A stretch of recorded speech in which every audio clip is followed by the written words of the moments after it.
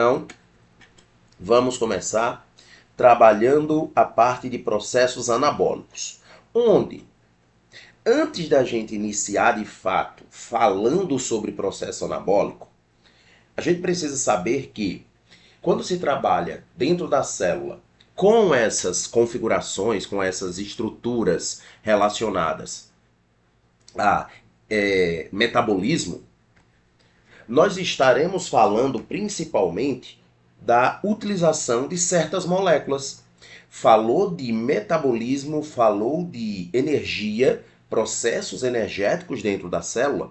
Nós iremos estar falando principalmente da molécula de ATP. O ATP, nós podemos considerá-lo como sendo a molécula relacionada à condição da energia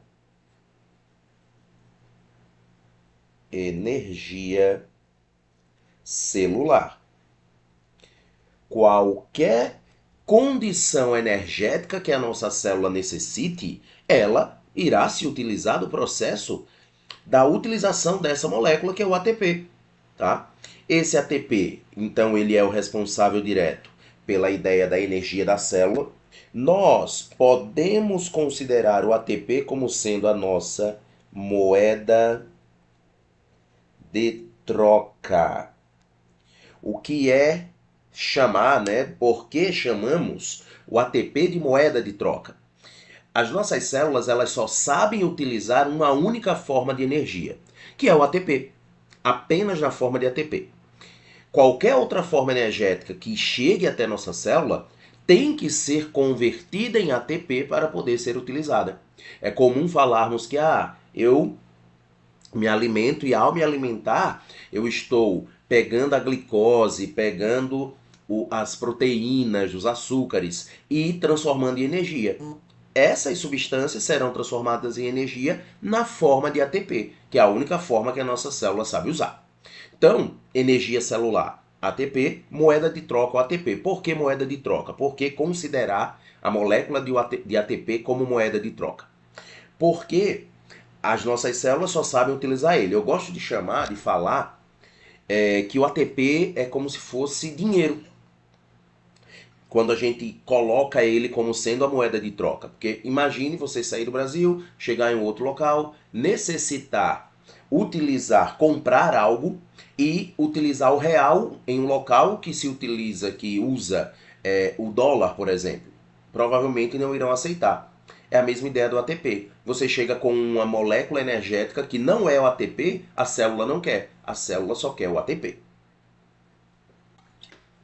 Além do ATP, que ele é utilizado a todo momento dentro da composição energética da célula, nós vamos ter outras moléculas que estão listadas aqui nessa tabela, tá? Conhecidas como NAD, FAD e NADP, onde essas moléculas elas estão dentro do que a gente conhece como transportadores. Só um momento, tá? São conhecidos como transportadores. Deixa eu colocar aqui. Transportadores de elétron e hidrogênio. Esses transportadores de elétron e hidrogênio, eles serão essenciais para o funcionamento correto da célula, tá? A célula só funcionará da maneira correta, tá certo?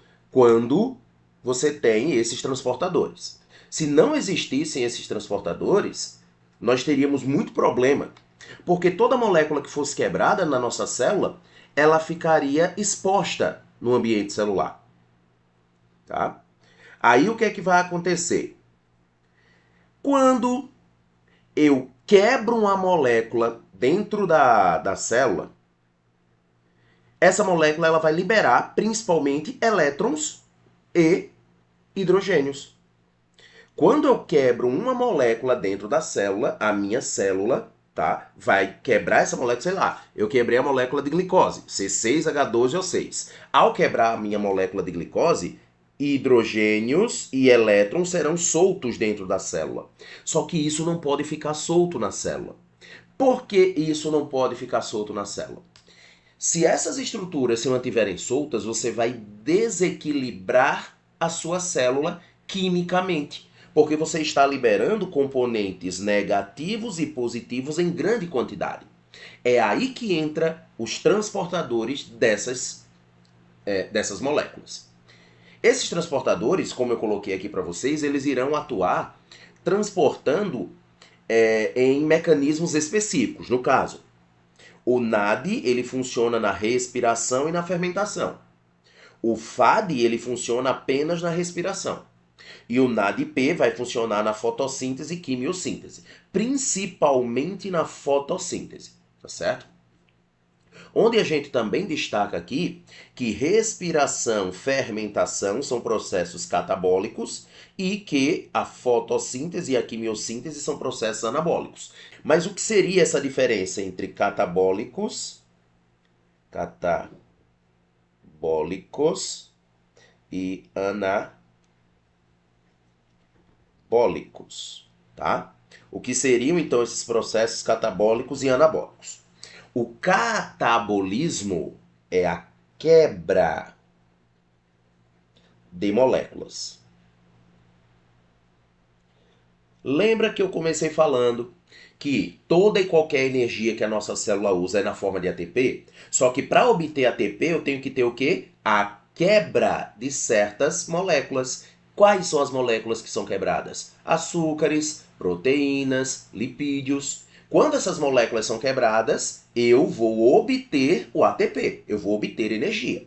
Então, tanto respiração como fermentação quebram essas moléculas. Quebram a molécula para liberar essa energia na forma de ATP. O anabolismo é a síntese. Síntese de moléculas. As moléculas que eu quebrei no catabolismo foram sintetizadas pelo anabolismo. A glicose que você quebra no seu corpo, ela é oriunda de quê? Da sua alimentação, de uma fruta que você consumiu, que esse açúcar dessa fruta veio através da fotossíntese de uma planta.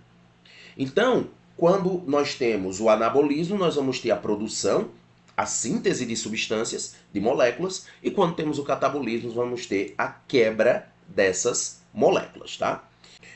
O ATP, ele é uma molécula que é formada por 3 fósforos ligados a uma pentose que está ligada a uma base nitrogenada. Uma pentose que está ligada a uma base nitrogenada. Esse é o ATP. Tá? Ele é conhecido como adenosina trifosfato, porque ele vai apresentar 3 moléculas de fósforo.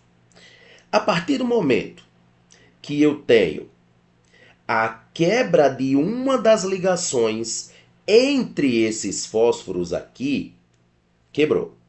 Eu não tenho mais o ATP, eu tenho o ADP, onde esse ADP é a adenosina difosfato.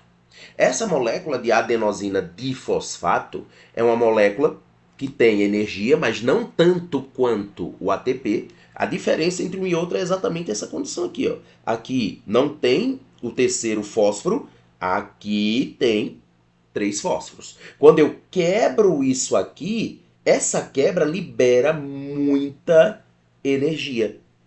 Essa energia, além de ser liberada, para que vai ser usada essa energia? Essa energia vai ser usada para várias funções dentro da célula. E quem tem a função de transformar esse nesse aqui? É um processo que a gente chama de fosforilação. Então, o que é fosforilar? É pegar um fósforo que está solto e ligar a uma molécula. Tá? Aqui é o fósforo.